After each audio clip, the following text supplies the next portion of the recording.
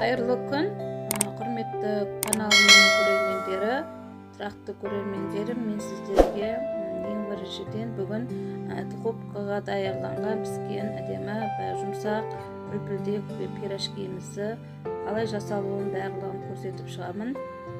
Сіздер ең алдымен поделиться етіп, достарыңызға жіберіп, бөлісіп отырыңыздар, қоңыраушаны басып, каналыма тіркеліп алыңыздар. Және де ұнаса лайк басып, комментария жазуларыңызға болады. Мен барлығын оқитын боламын.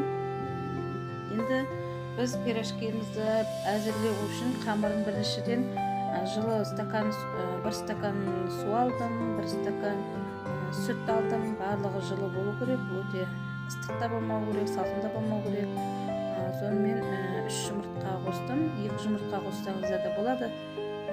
Сосын ондай сұйық майларды қосып, 2 ас қасық, үлкен қасықпен май қостым.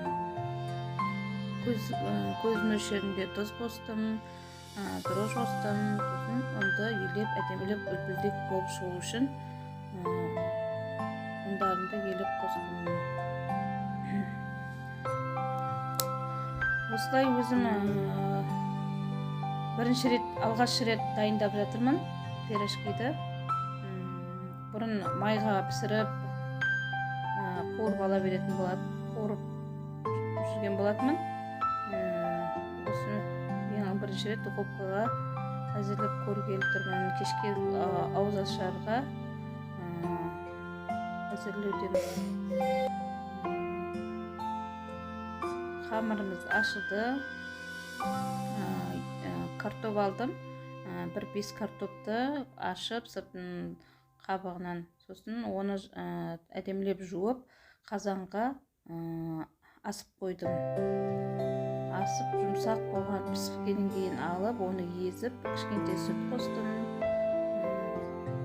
Оған сосын 2 жуа алып, бірінші майға қуырып алдым жуамды. Сосын үйде жусай болатын, жусайды да турап, осы картошкамен пюреге, пирожкиге, мантыға, фарштарға араластырып даярлап жүрмін.